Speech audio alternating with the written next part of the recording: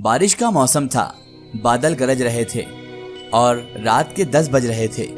मैं एक सुनसान रास्ते पर छतरी लिए खड़ी थी। छतरी ऊपर से बारिश की बूंदें सल्ब होकर नीचे जमीन पर गिर रही थी और मुझे हर तरफ से खौफ आ रहा था।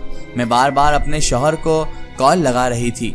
पहले फोन की घंटी बज रही थी, लेकिन अब फोन बंद मिल रहा था। मुझे समझ नहीं आ रहा था कि मेरे शौहर का फोन आखिर बंद क्यों आ रहा है। थोड़ी देर पहले जिस फोन पर घंटी जा रही थी, अब वो फोन भी बंद आ रहा था। इतनी देर में दूर से एक गाड़ी की लाइटें जलती हुई नजर आ रही थी, जो मेरी तरफ ही बढ़ रही थी। मुझे लगा शायद मेरा शौहर आ गया है। गाड़ी आकर मेरे पास रुकी और गाड़ी वाले ने मेरी तरफ वाला कार का शीशा नीचे किया। फिर कहने लगा, मैडम कहाँ जाना है? मैंने उसे बताया कि मैं अपने शौहर का इंतजार कर रही हूँ। उसने कहा, मैडम रात बहुत हो चुकी है और मौसम बहुत खराब है, कॉल दोबारा ट्राई कर लें, नहीं लगेगी। मैं इस बात पर तशवीकाना नजरों से उसकी जानिब देखने लगी। क्यों नहीं लगेगी? कहने लगा, मैडम जी वह बात दरअसल ये है कि मौसम बहुत खराब है, इस वजह से सब जगह के सिग्नल खराब हो चुके हैं, नेटवर्क किसी के भी नहीं मिल रहे हैं। इसी वजह से मैंने कहा कि कॉल नहीं लगेगी। मौसम की वजह से सिग्नल का शारियाजा बिखर चुका है, सिग्नल पूरी तरह से भ्रष्ट हो चुके हैं। उसने फिर असरार किया कि आप मेरी गाड़ी में बैठ जाएं, वरना अगले कई घंटों तक यहाँ से कोई नहीं गुजरेगा। एक तो बारिश और ऊपर से अब ठंडी हवा भी चल रही थी, इसलिए मैं गाड़ी में बैठ गई। ना चाहते हुए भी मुझे उस गाड़ी में बैठना पड़ा, क्योंकि मेरे शौहर का कॉल नहीं लग रहा था, शौहर आए भी नहीं थे और मैं यहाँ पर तन्हा अकेली खड़ी थी। यहाँ पर तन्हा लोगों को दावत देने से अच्छा था कि इस इंसान पर भरोसा करके इसकी कार में बैठा जाए और इसके साथ ही चला जाए, क्योंकि इसके अलावा मेरे पास और कोई रास्ता भी नहीं था। इसीलिए मैं उस गाड़ी में बैठ गई। दरअसल मुझे भूलने की बीमारी थी, मुझे किसी का चेहरा याद नहीं रहता था। इस गाड़ी में बैठने के बाद उसने गाड़ी के स्पीड को तेज करते हुए मेरी तरफ अपनी नशीली आंखों से देखकर कहा, खुदा के बंदों के हुस्न का आलम आज भी वही है जो कल था। मैंने पूछा कि इस बात का मतलब? तो कहने लगा कि इसका मतलब ये है कि कल भी एक हसीना से मुलाकात हुई थी, आज भी एक हसीना से मुलाकात हो गई। मैंने कहा, आपके बात कहने का अंदाज बड़ा शायराना है, लेकिन आपका ये अंदाज मेरे दिल को बड़ा लुभाया। वह कहने लगा, आप हसीना का भी नाजो अंदाज हमें बड़ा लुभाया। मैं उसे कहने लगी, जनाब खुद को संभालें, इस हसीना के नाजो अंदाज आपके लिए मुसीबत का बाइस ना बन जाए। मेरी बात पर वह कहने लगा, ना आज हसीनाओं में कमी है, ना आशिकों में। मैं आपकी आंखों में खो गया हूँ, आपकी आंखों में इश्क में चूरम चूर होने के लिए तैयार हूँ, और मुसीबत मेरे लिए नहीं बल्कि आपके लिए जरूर बनेगी। ये कहकर उसने मुझे मेरे घर के सामने उतारा और मेरे साथ मेरे घर ही चल पड़ा। अब तक मैं उसे अजनबी बनकर बातें कर रही थी, लेकिन जैसे ही वह घर में दाखिल हुआ तो उसने मुझे एक जोरदार थप्पड़ रसीद किया।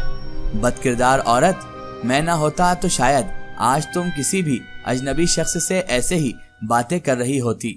मैं तुम्हारा शौहर हूँ, तुम्हें याद दिलाने के लिए कुछ तो करना पड़ेगा। ये कहकर वह मुझे मेरे कमरे में ले गया।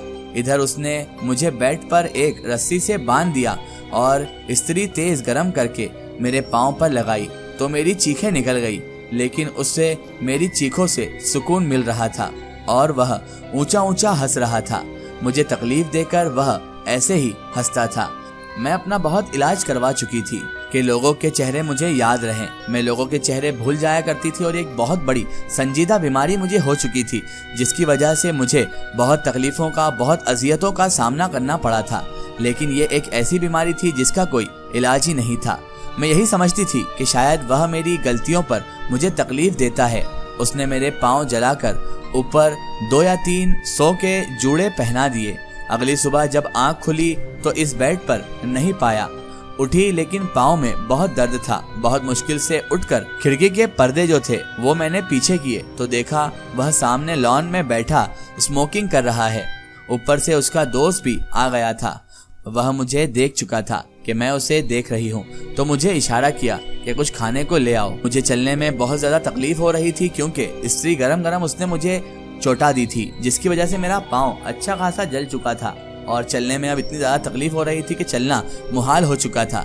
पहले सोचा कि ना जाऊं, फिर उसके खौफ से उस तकलीफ को बर्दाश्त करके मैं किचन में आई, क्योंकि अगर मैं ना जाती तो वो मुझे इस तरह से टॉर्चर करता कि अगली बार मुझे मजबूरन उसके पास जाना ही पड़ता। और उसकी हर बात मानना मेरे लिए बहुत ज़्यादा मजबूरी बन चुकी थी, क्योंकि अगर मैं उसकी बात ना मानती या कोई ऐसी चीज़ कर देती तो वो मुझे इतनी ख़तरनाक तकलीफ देता था कि जिसका मैं आपको बयान भी नहीं कर सकती। बहरहाल उसी के हुक्म पर बड़ी मुश्किल से, उसके खौफ की वजह से और तकलीफ़ों के डर से मैं किचन में तो आ गई। कुछ फ्रूट ट्रे में रखे और साथ छुरी भी रखकर मैं भी बाहर लॉन की तरफ चली गई। पाँव की तकलीफ से मेरे मुंह से आवाज़ें निकल रही थी, क्योंकि उसकी तकलीफ बहुत ज़्यादा थी। तकलीफ ऐसी कि जो बयान भी ना हो सके, इतनी ज़्यादा तकलीफ मुझे हो रही थी। उसने मेरी तरफ गुस्से से देखा तो मैंने अपनी आवाज़ों को अपने अंदर ही दबा लिया। अजीब मर्द था जो अपनी औरत की तकलीफ को देखना तो दूर की बात थी, उसे तकलीफ हो रही थी इस बात से भी उसे परेशानी थी। मैं बहरहाल उसे अंदर दबाकर उसके करीब गई तो उसका दोस्त कहने लगा, भाभी इतनी गर्मी में इतनी जुराबें क्यों पहनी हुई हैं आपने? मैं कुछ बोलती, लेकिन मेरे बोलने से पहले मेरा शौहर उससे कहने लगा, इसके पाँव में दर्द था, मैंने ही कहा था कि जुराबें पहन लो, शायद पाँव को ठंड लग गई है, इसी वजह से तुम्हारा पैर दर्द कर रहा है। उसका दोस्त कहने लगा, इस गर्मी में ठंड? कमाल करते हो भाई। तो मेरा शौहर कहने लगा, मैंने तो मजाक किया था भाई, अब आपकी भाभी इतनी फर्मा बरदार हैं कि मेरे मजाक को भी सीरियस ले लेती हैं। दिल किया कि अभी जुराबें उतार फेंकूं और इसके इस दोस्त को इसकी सारी करतूतें, इसकी सारी हकीकत बता दूं, लेकिन मैं उसे कुछ ना बता सकी, इसी खौफ से कि वह फिर से मुझ पर तशद्दुद करेगा, मुझ पर जुल्म करेगा और मुझे पता नहीं किस किस तरह की सजाएं देकर तड़पाएगा। मुझे नहीं पता था कि इसे तशद्दुद की तरकीबें देता कौन है। हर गलती पर अनोखे तरीके से, अनोखी तरह की तशद्दुद मुझ पर ही करता था, यानी जुल्म मुझ पर करता था और अलग अलग तरह की पनिशमेंट, सजाएं मुझे देता था, जो मुझे अब बहुत ज़्यादा रुलाती थी। बहरहाल मैं खामोशी से अंदर आ गई। मेरे बाद वह अंदर आया और चाय पीने का कहने लगा। मैंने चाय बनाई तो उसमें चीनी कम थी। इस बात पर उसने मुझे कुर्सी पर बिठाया और मुझे रस्सी से बांध दिया। फिर उसने पानी उबाला और उस पानी में मेरे हाथों को रख दिया। मैं रोती रही, लेकिन उसने मेरी एक ना सुनी। हमारा घर शहर से हटकर था, मेरी चीखों पुकार कोई भी नहीं सुनता था। अगले दिन जब वह सोया हुआ था तो मैं उठ बैठी। दिल कुछ परेशान सा था, बोझल सी तबीयत हो चुकी थी। सोचा मॉर्निंग वॉक पर चली जाती हूँ, इसलिए जल्दी से घर से बाहर की जानिब में चल पड़ी। मैं जिंदगी से थक चुकी थी। सोचने लगी क्यों ना मरकर ही इस अजाब से छुटकारा पा लूं।